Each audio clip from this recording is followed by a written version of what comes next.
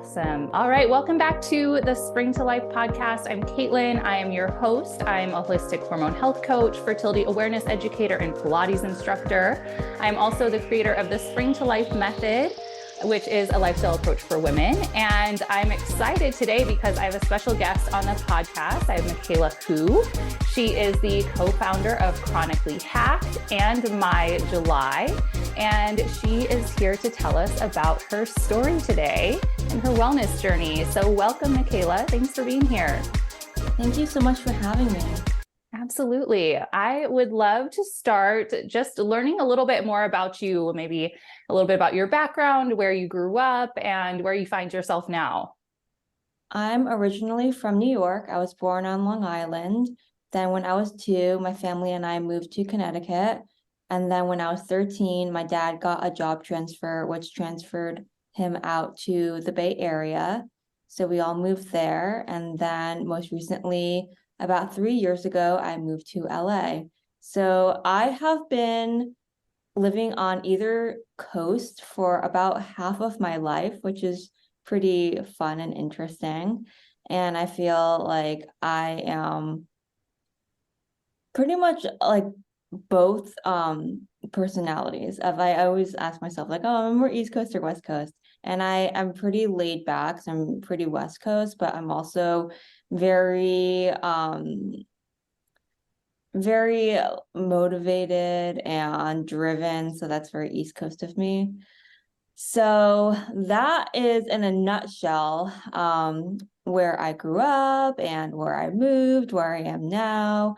But the juicy part of it is living with a chronic illness most of my life and not really knowing that I had a chronic illness growing up, because I just assumed that all of my weird ailments were normal, because when you grow up feeling like that, you just assume that that's your normal because you don't experience life outside of that. So when I was born in Long Island, I was brought home to a home that had toxic black mold that we didn't know about until later when we went to sell the house. And we discovered all this black mold in the basement, in the closet, and we wouldn't have known unless we tore down walls, which we did to do some work on the house before we sold it.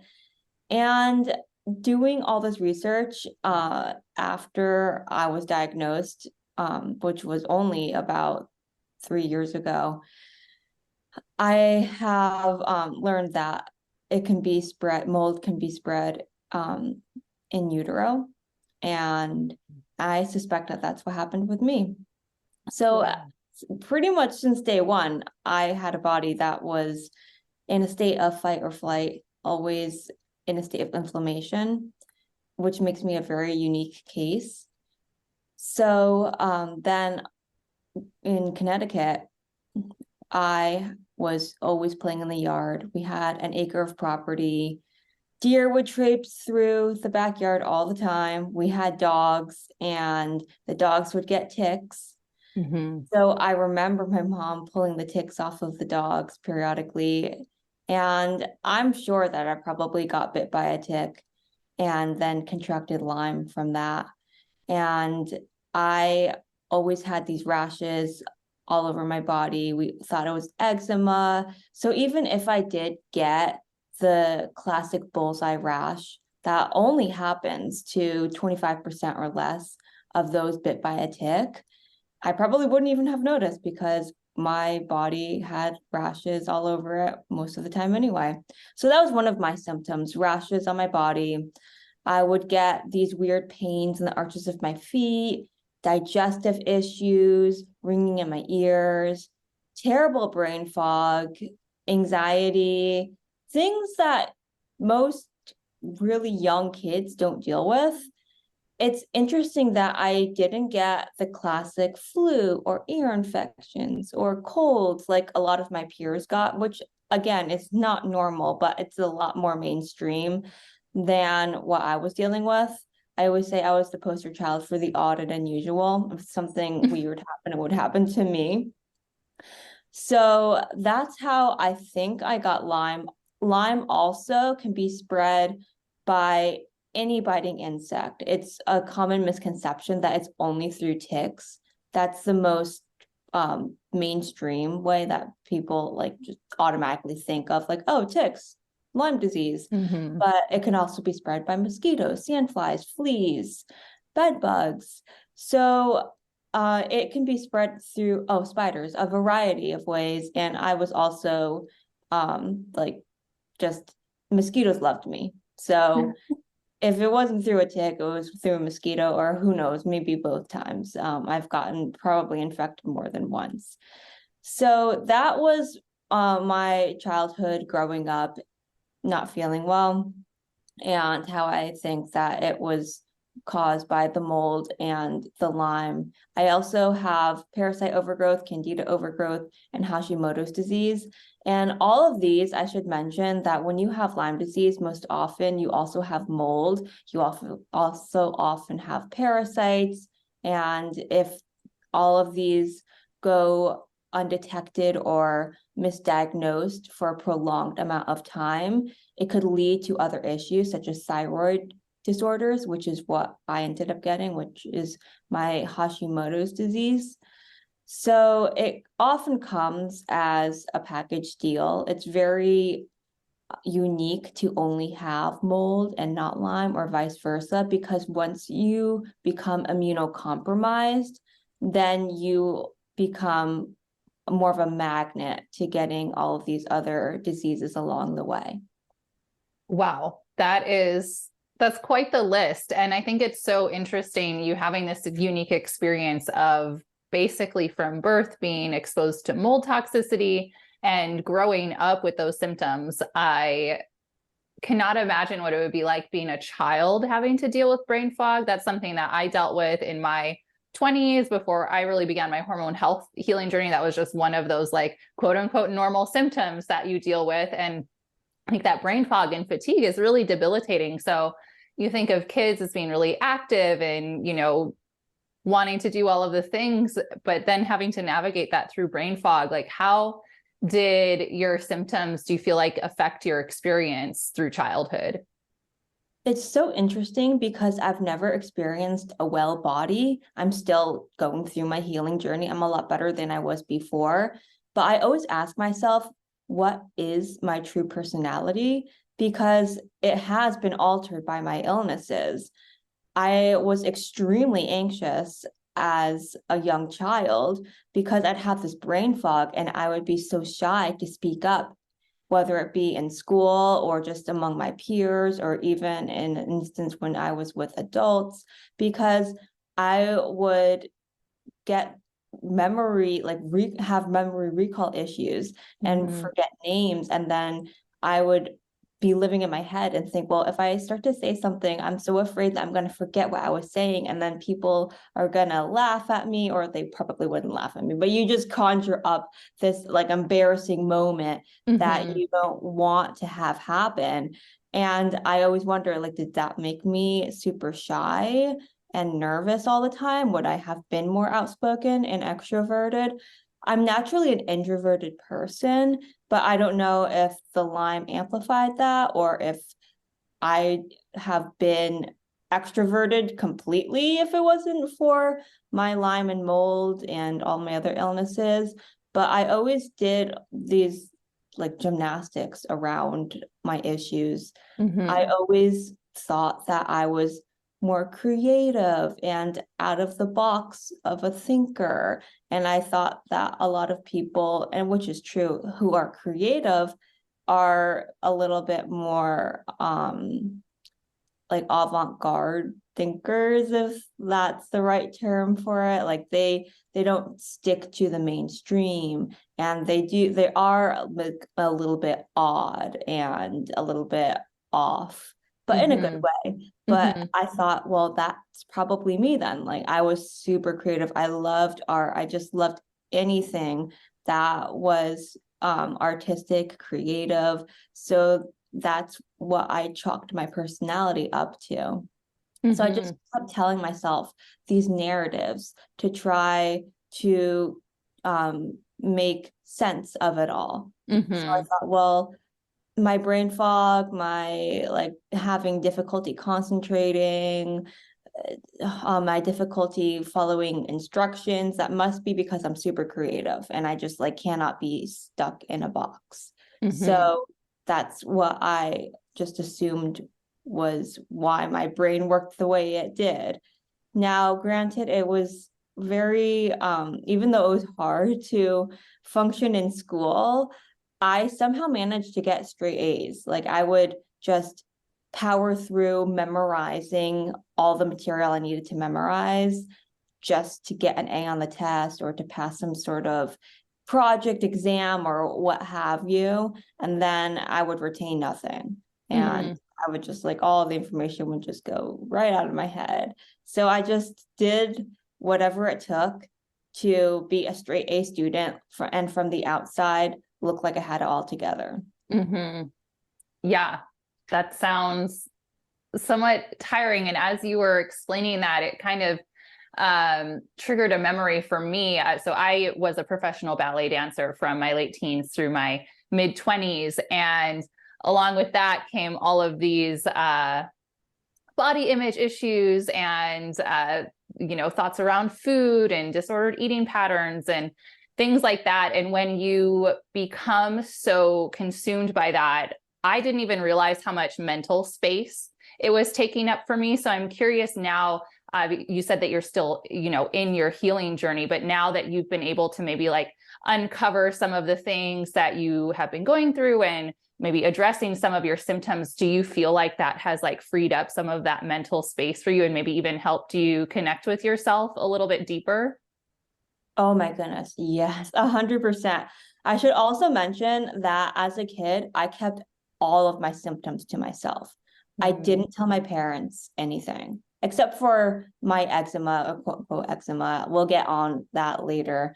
It actually wasn't eczema, but we thought that's what it was. That's all that what all the dermatologists told us it was. But I obviously couldn't hide that. So that's basically all my parents thought that I had as far as issues. They were like, oh, Micaela's healthy. She doesn't get sick. Like she doesn't get the flu. She doesn't get the cold. She just has these rashes on her body. That's all. They didn't know anything about my weird digestive issues. I would constantly have stomach aches and get bloated and be constipated. And I said, get these weird pains in the arches of my feet. And I remember just faking it like during recess in school, just pretending like, oh, I want to do arts and crafts during recess. I don't want to go running around with the other kids, or I'll just play in the sandbox here. And the reason why was because my feet hurt so much. I literally like couldn't walk. So I would just try to get around all of my symptoms and figure out a way to function without me having to say like, oh, this is happening to me. So I remember one time when I was in, I think, first grade, I was so used to getting stomach aches after lunch.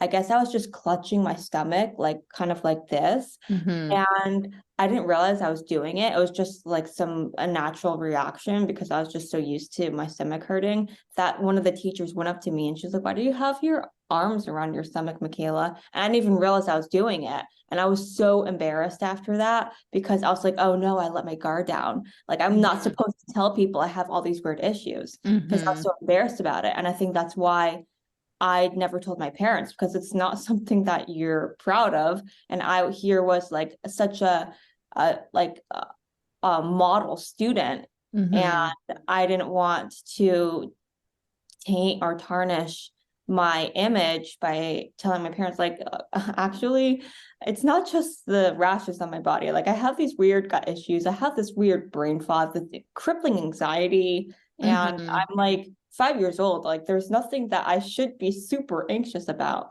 at that time. And I have weird joint pain. So I never told my parents about it. So now that I'm in my healing journey, yes, it's such a relief to be able to speak openly about it.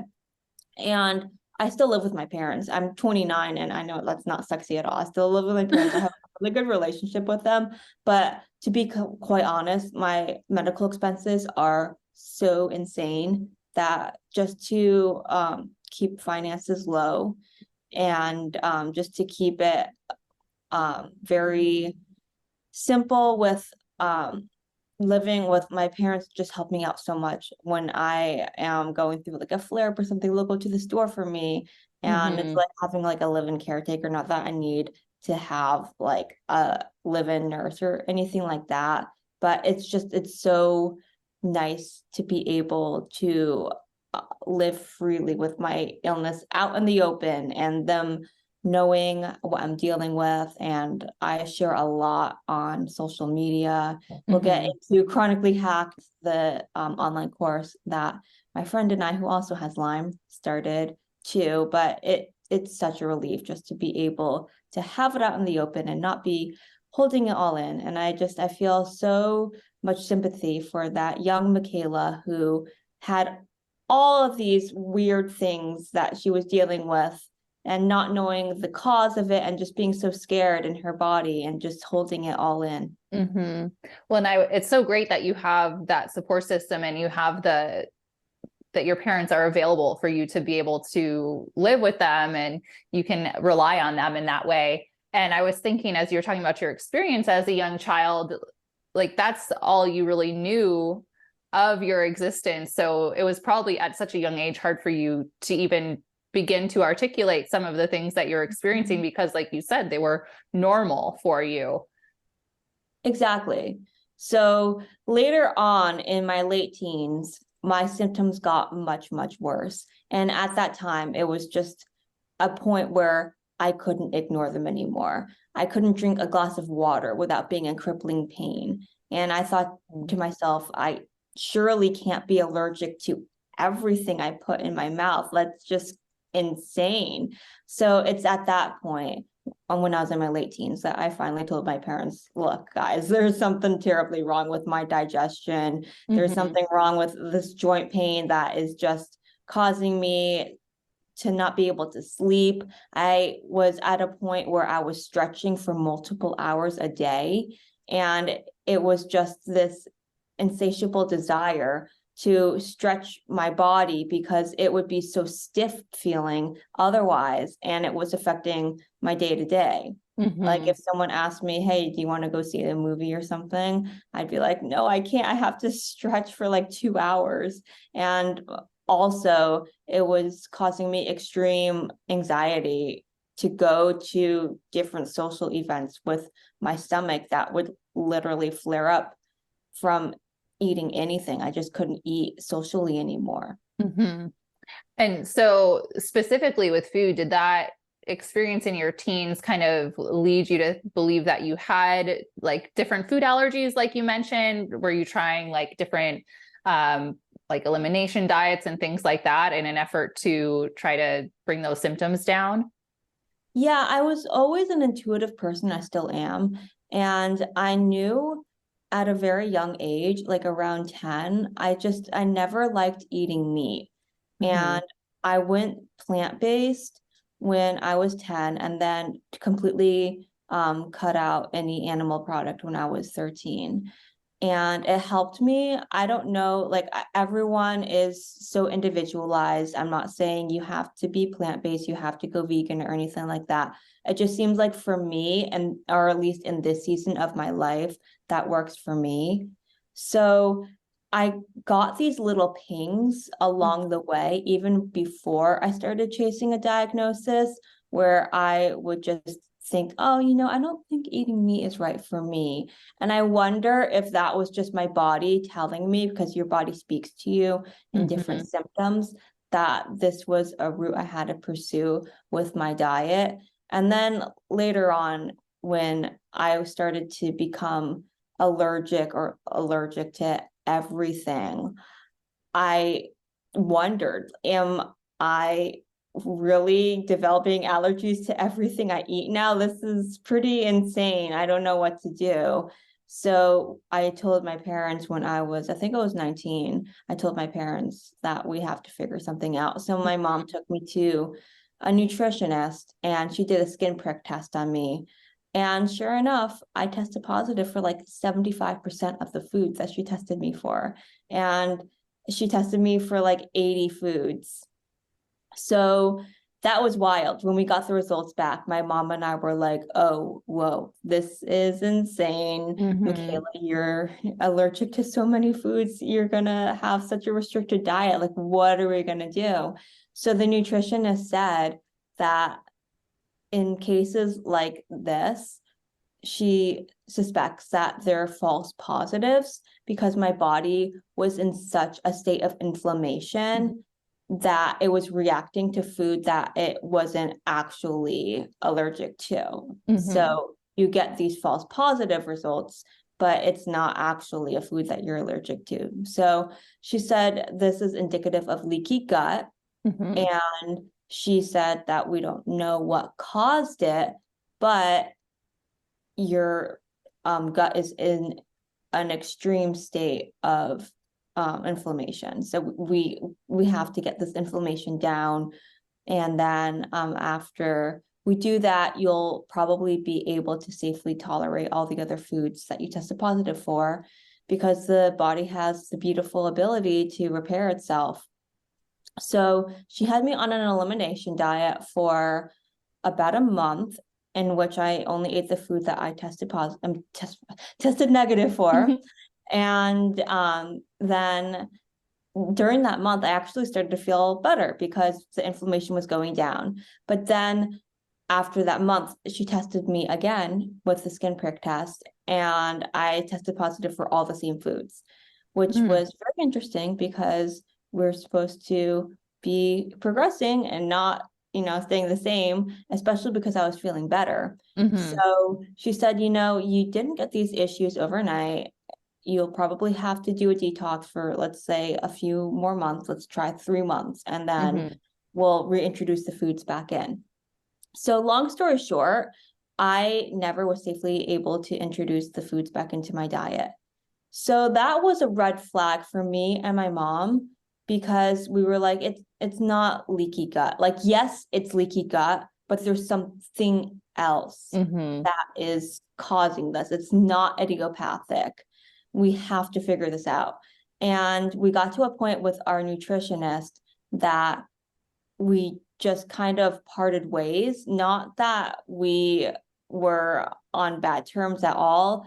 We just got to a point where the nutritionist was like, well, I can help people lower their cholesterol. I can help people like get on some sort of meal plan. But you, Micaela, you are just an atypical case. I don't know what to say.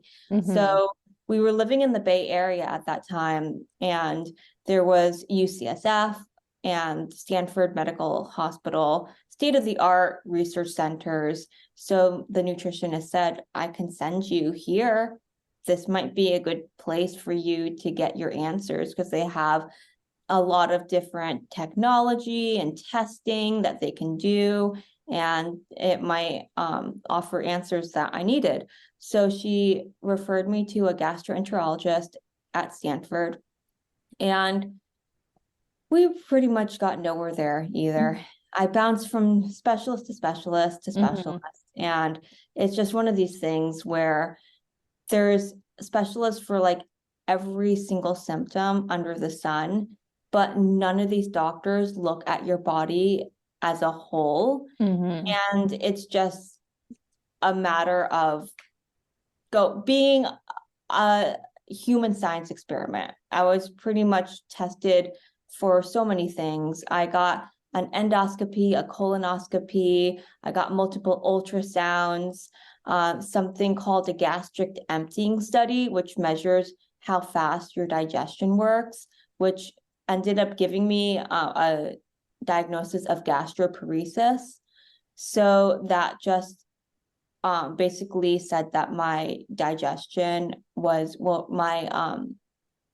my stomach was partially paralyzed, and my pacemaker cells in my digestion were very slow. So yes, that was a diagnosis, and that was the closest I ever got to getting a concrete answer at Stanford.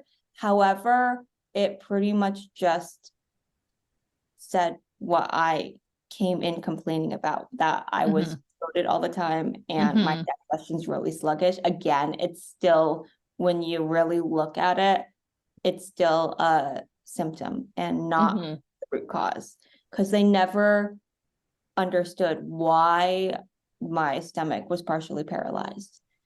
And they offered me, what do you know, prescriptions to force my pacemaker cells to speed up. But both my mom and I are intuitive beings, and we just knew that that just did not sound right to us.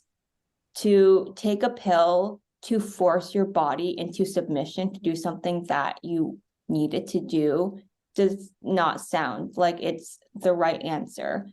Now, of course, if you absolutely have to, I'm not saying that you only go the natural route. I wholly believe in taking a pharmaceutical if that's the last resort. But at this point, we didn't even have a solid diagnosis for me yet. So we didn't want to just like skip through all the natural remedies just to go straight to a pharmaceutical.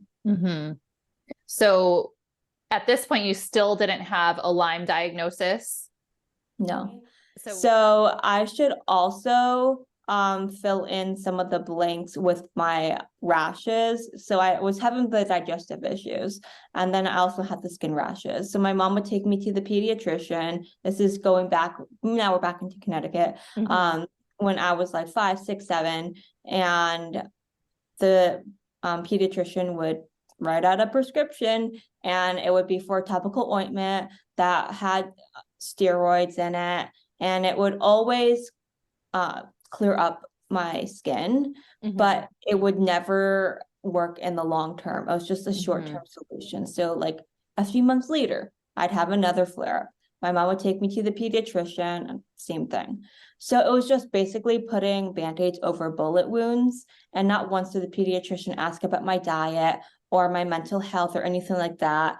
I think just at that time, we were not informed about like looking at the body as a whole and how everything is connected. So we didn't put the puzzle pieces back together.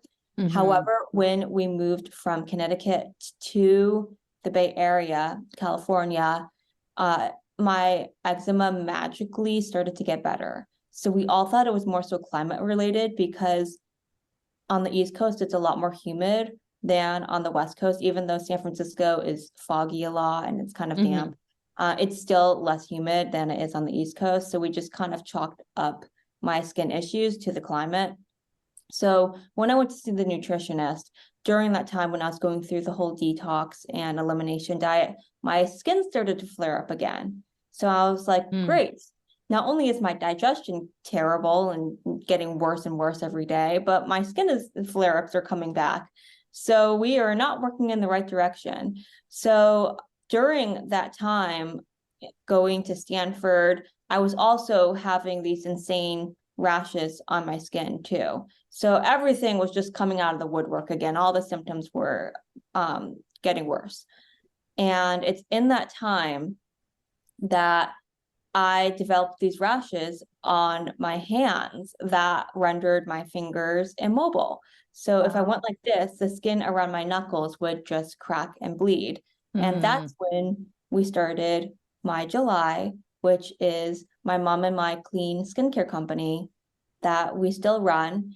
And it was really born out of necessity when I literally could not use my hands anymore. And I was living at home, going to school online for graphic design. So I was just so grateful that I chose to be an online student. And I chose to be an online student before any of this even happened. So I think that it was just the universe directing me to this path, because it ended up being such a blessing that basically all I could do with my hands was just like hover over the keyboard and go like that. I couldn't go to bed. I couldn't wash my hair. I couldn't walk my dog. I couldn't drive. I couldn't cut up my own food to eat. So my mom had to do all of that, which I'm so grateful that she did. She was such a pillar of support. So that's how My July started. And then now I'm going back. Now I'm jumping back to, hopefully your listeners are not going to be super confused because there's so many parts to this journey.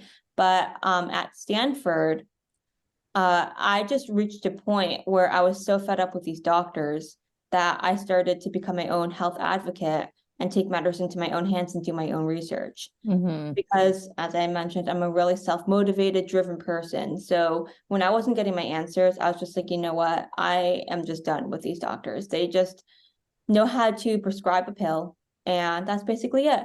Which, I'm not bad mouthing doctors. I mean, they're great to treat acute illness, but they're just not well trained to treat chronic illness. And that is a huge disconnect in our medical system, which is unfortunate.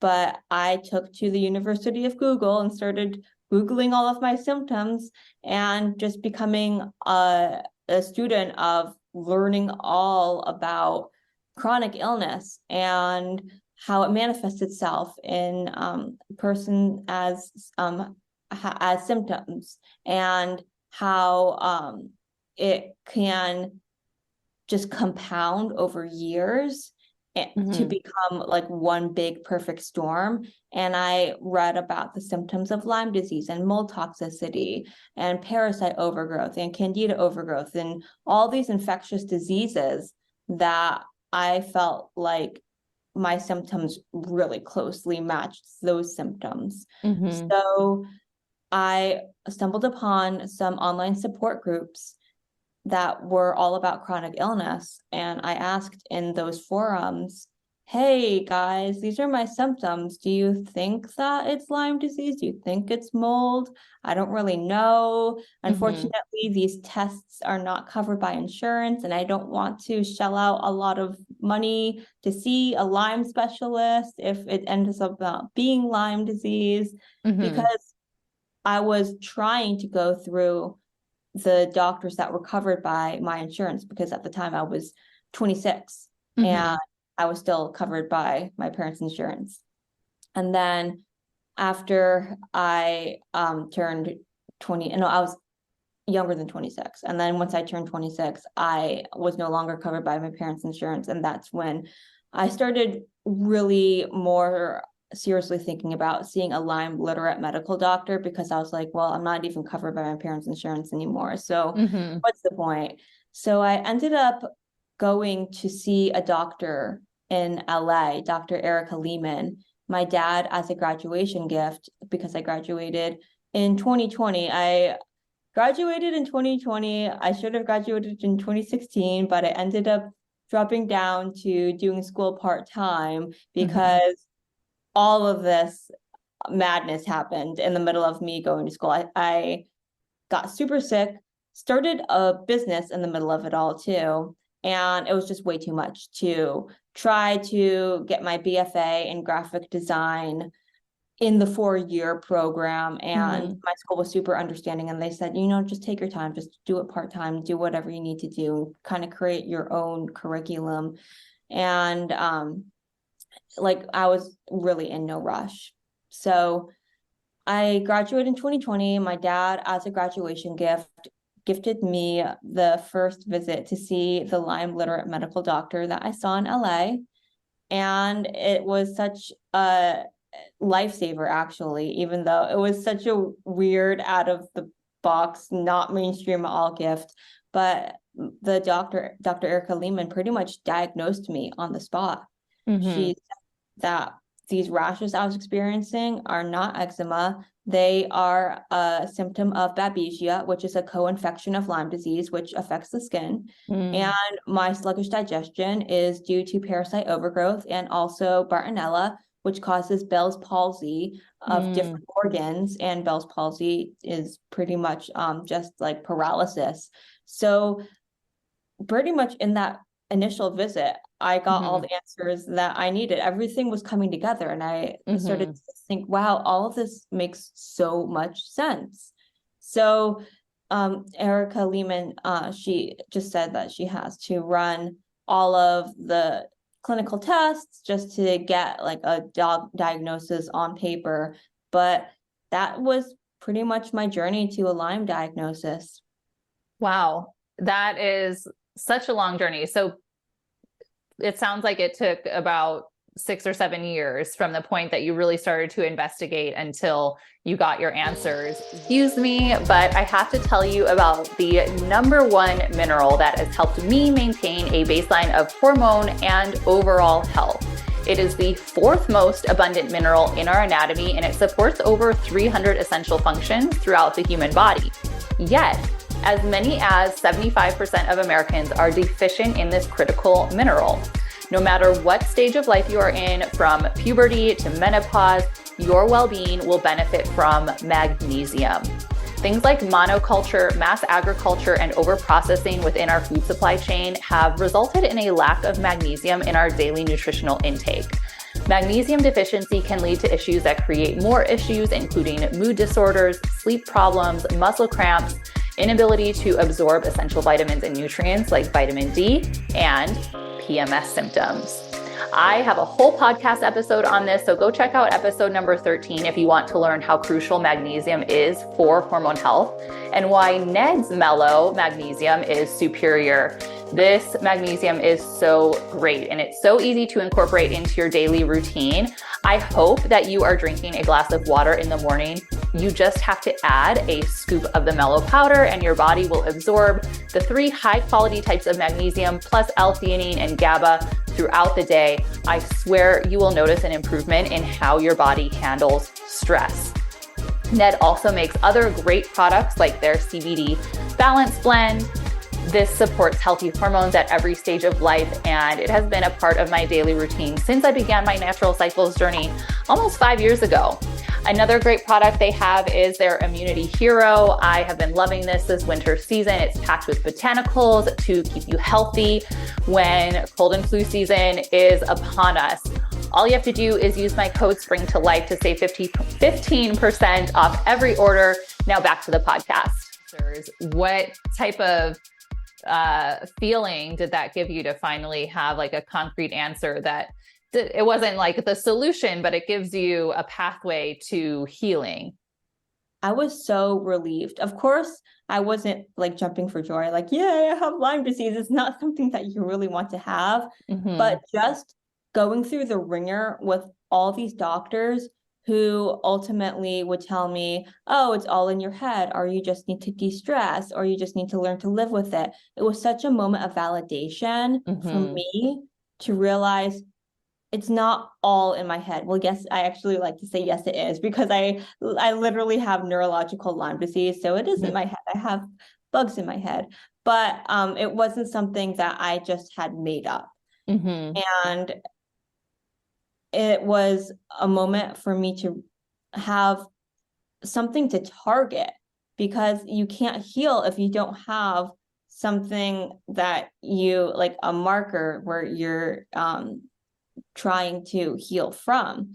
So it was a moment of clarity. It was a moment for me to really begin my healing journey, because I was just kind of floating in some sort of like nebulous and not really knowing what direction I needed to go in. So I had definitely something to target. And I always like to say I was no longer treading water. I was swimming towards an island with a support by my side.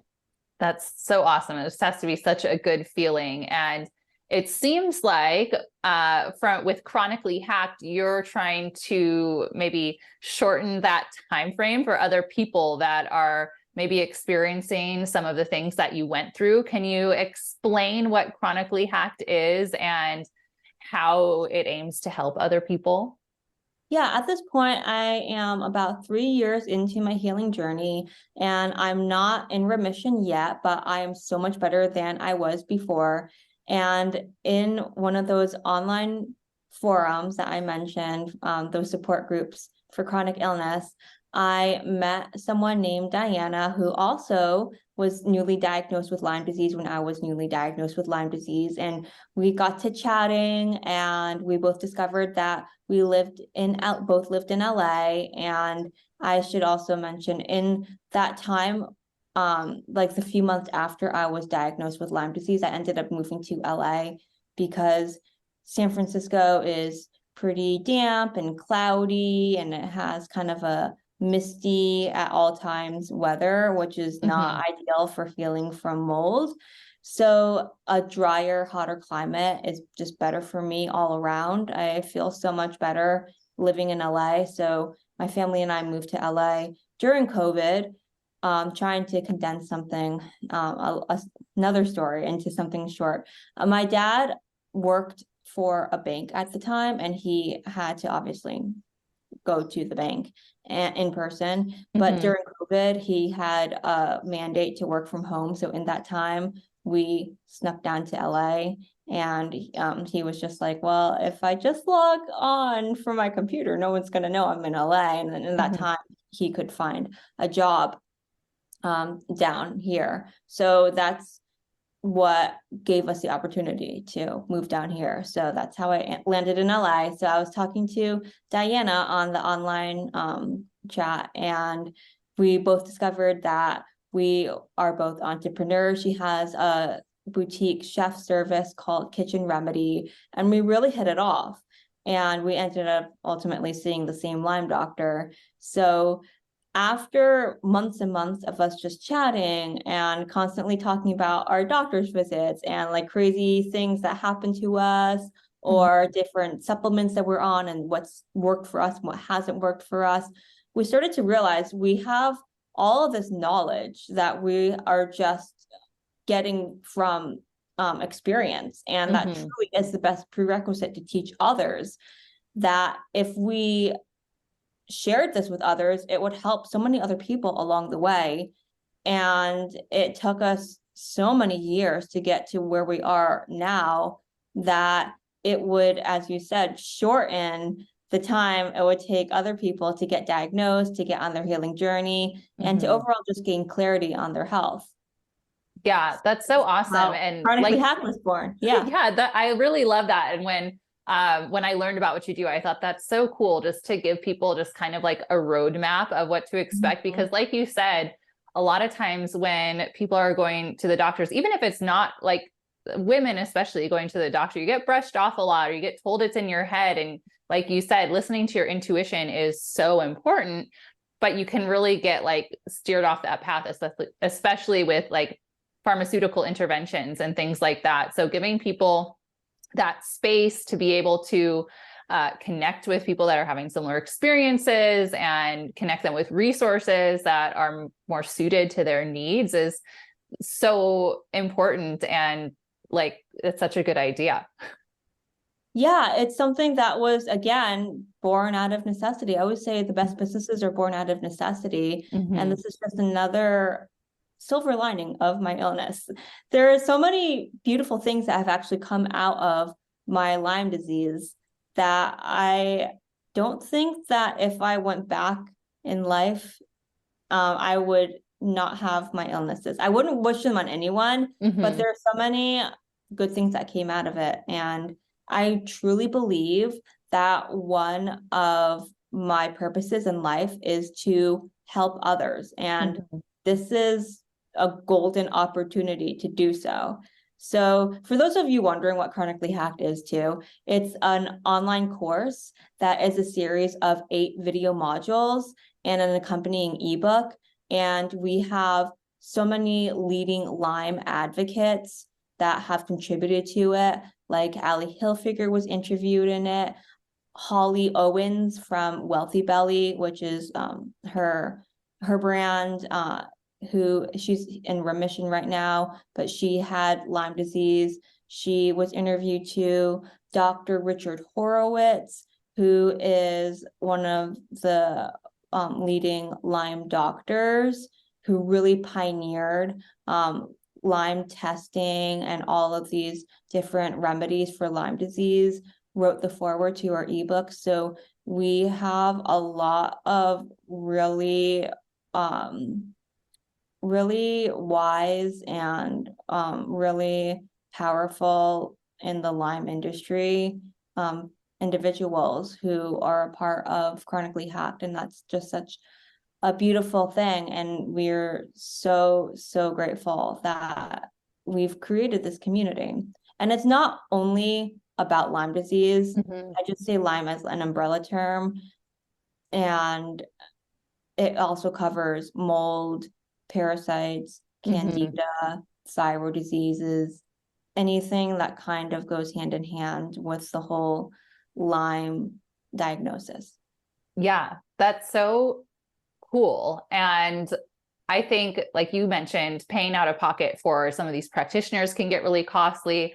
I'm thinking now of like, I can't remember the name of this Netflix series, but there was one that came out a couple years ago that was about people living with chronic illness. And it kind of was like just showcasing all of the crazy things that they were doing to try and heal themselves because they weren't getting real help or answers from conventional medical doctors. And it was kind of wild to see like what all these people were doing and all the money that they were spending, and really money that they didn't have. So to have a resource for people to go to and be like, okay, this is the most direct path that you can take. These are the things that it's important to invest in. And maybe these are the things that are like optional, maybe not the best use of your money, so that people can really get to the root of things much more efficiently. I think that is a really awesome resource for people that are experiencing any type of chronic illness, like you mentioned. Yeah, 100%. Not only does Chronically Hacked cut out so many years of trying to seek a diagnosis, but a lot of money too, because in the course, we tell people straight up, like, this is what worked for us, this is what didn't work for us. Of course, again, everyone is so individualized, but it does provide a roadmap to like people just gaining clarity on what is maybe worth investing in and what be worth holding off on until later. So it's something that Dianna and I both wish that we had when we were just beginning our health journey.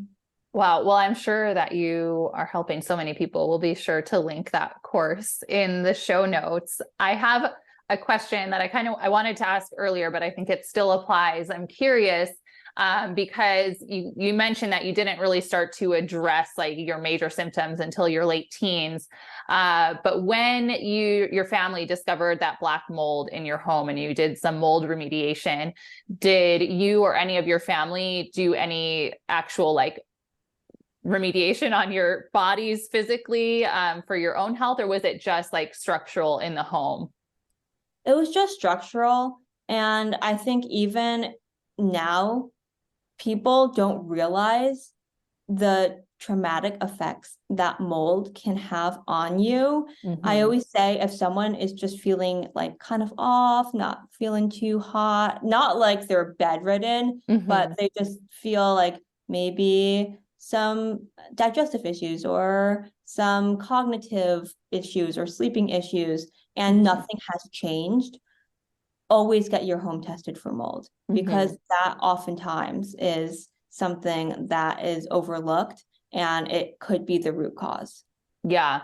Yeah. I know that I've stayed in places for short periods of time where you just like don't feel yourself, like your energy is drained, or you just feel like, oh, I can't get enough rest.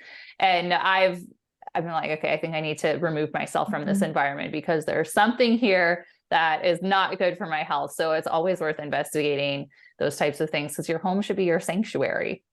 Yeah, 100%. So I think my family just thought that once they got everything cleared up in the house, they didn't think about working on my body. And my parents didn't feel symptoms. So I think that of course, they probably had some toxicity in them. They were exposed to the same black mold that I was. But since my immunity was so low because I was an infant versus they were adults, they probably didn't even think about it because they didn't feel effects. Yeah. And also like however many years ago that was, it was not really, I mean, it's becoming more mainstream now to talk about these types of things and to address these types of issues. But then it probably wasn't like nobody was saying, hey, like you also need to treat your body for mold toxicity. 100%. Yeah. So I would love to talk a little bit more about My July, the brand that you and your mom run together. I'm really excited to try some of your body butter because it's winter here in Montana. I know it's just October, but it snowed last week. It's gotten really cold, and I knew my skin was going to get dry, but as soon as the weather turned, it got cold. My knuckles are all crusty and dry and cracking. So I'm really excited to try your body butter. It sounds like, based on what it was formulated for, it's really going to be helpful. How did you kind of bridge that gap from this being something you and your mom were making at home to being something that you wanted to sell to other people? When we started working on creating topical treatments for me, we went through a lot of trial and error, and we finally came upon a formula that really worked for me. Now, I'm not going to go and say it was the miracle balm that solved everything, because at that time, I was still trying to chase a diagnosis. I still didn't know what was going on with my body. I had undiagnosed Lyme disease and mold and everything. It did help my skin a lot, but I also had to address everything else that was going on with my body. So it didn't solve everything, but it still is an integral part of my toolkit that I use, in addition to all the other healing remedies that I do for my body. Like, I see my doctor regularly, I get acupuncture, and I go to a sauna and all that jazz. But upon doing all this research on natural skincare, more so my mom, actually, she is the research queen, and she really took it upon herself to create a topical treatment for me because she loves cooking. So I think it was just a way for her to take her love of cooking and kind of shift it into something else that was still in the cooking realm. But she would tinker away in the kitchen and do all this research on essential oils and different ingredients that you even have in your kitchen that are great for your skin, like olive oil and avocado oil and coconut oil. And she made this formulation that worked for me, and she discovered that there's so many bad ingredients in skincare that is not even listed in the ingredients. If something is under 0.5% of the ingredients in a skincare product, the company does not have to list it. So that just opens up Pandora's box for you don't know what is in there. And that's scary. And this is mainly a United States problem, because Europe has stricter regulations. And ultimately, I'd love to see the United States get a little bit more strict with their regulations, but as of now, it's not really. So we thought that surely I'm not the only person dealing with chronic illness who really needs to have clean, natural, pure skincare, but other people are struggling with this too. And also, even if you're not struggling with chronic illness like my mom, you still don't want to put chemicals on your skin. That's not like a green light to put chemicals on your skin just because you don't feel effects from it. And we're so burdened by toxicity all around us, pollution. Just go outside and breathe the air, and we're polluted from that. And we can't control that. However, we can control what we put on our skin and what we put, what we digest too. And if you think about it, what you put on your skin is really like what you're feeding your skin. If you wouldn't eat chemicals, why would you put chemicals on your skin? Because your skin is your largest organ of your body. So you're essentially still feeding your body chemicals. So it's just a good everyday skincare that's suitable for all skin types, all ages. And it's just really good just to moisturize and put something on your skin that you feel good about. And we have body butters, body oils, a face oil, a repair balm, and a face mist. Wow. So, yeah, just a little nice roster of different moisturizers, and you have a body butter coming your way. You'll probably get it by end of the week. Oh, I'm so excited to try just it. in time for dry skin season. Yes, I'm such a clean skincare junkie. At the beginning of my healing journey, I was dealing with really bad hormonal cystic acne. And so I went down that whole rabbit hole of discovering things that were pore clogging and irritating and all of those, ingredients that you don't even see on the label that are really harmful. So anytime I get to try something that's clean and also small women business owned, I just absolutely love it. So I'm so excited to try that. And I'm sure the audience is going to want to check it out too, especially as we go into this winter season.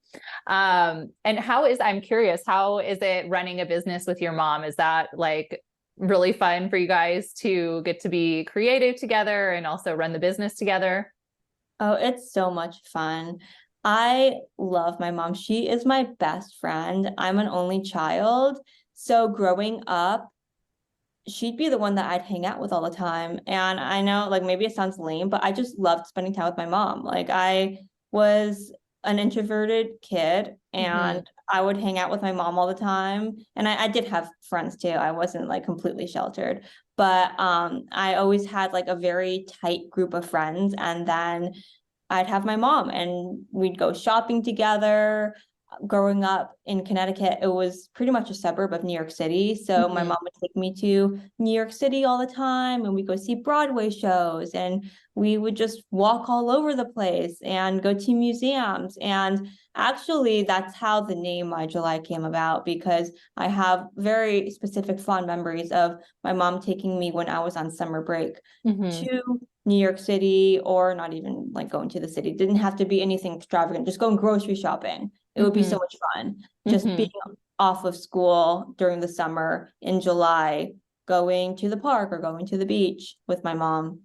And I was also diagnosed with Lyme disease in July. So July has been a very pivotal month for me without me even planning it. All these different events. I moved to California in July too. So oh wow, yeah, if anyone's wondering as to where the name My July came from. That's such a sweet, sentimental name. And I was reading the post where you were describing that earlier today, and I thought that's pretty cool to kind of commemorate that time in your brand. That's really awesome. I always love to ask my guests what your maybe like 3 wellness non-negotiables are right now, like on a daily basis. Okay. I'm sure you probably have a big list, but what are the 3 that you absolutely have to fit in? Let me narrow it down. Sleep is so important. It's so overlooked. It's free. It's easily accessible. And I always feel like a better person when I get it. Sunlight. I always say like I'm like a lizard. Like I just put in the sun, like on a nice warm rock, and I'll be good to go for a few hours. Love sunlight and hydrating. Just like drinking water throughout the day. We are basically houseplants, right? You just need the sun and the water and some rest. Sleep. Exactly. Yeah. I just described like my plant. Yeah. No, I love that because it's so basic. It doesn't have to be, something that's really expensive or something that's really hard to access. Like your wellness is so within your grasp when you take control of the variables in your life. Totally. Well, I am really excited to continue witnessing your healing journey and where your brands Chronically Hacked and My July go from here. Where can the audience find you? Where can they connect with you? They can find me on my personal Instagram. I'm at Micaela Hoo, and also I have a website, micaelahoo.com. My July is myjuly.com. No, myjulyskin.com. And I can't even remember the name of my own website. You are getting a look at my Lyme brain. This is what happens when I'm talking to someone for over an hour and my mind starts to go, whoo. So this is like an example of me having a Lyme monkey brain. Myjulyskin.com is where you can shop My July, and we're on Instagram at myjulyskin. Chronically Hacked is at Chronically Hacked on Instagram, and chronicallyhacked.com is where you can find the course and purchase the course. Well, we'll be sure to link all of those in the show notes. And I'm so glad that you could join me on the podcast today. Thanks for being here, Micaela. I'm so honored to come on here. This was so much fun. Yeah, this was a great conversation. Thank you to everybody that has been listening. Make sure you're subscribed on YouTube and following on whatever podcast platform is yours of choice. And I will talk to you next week.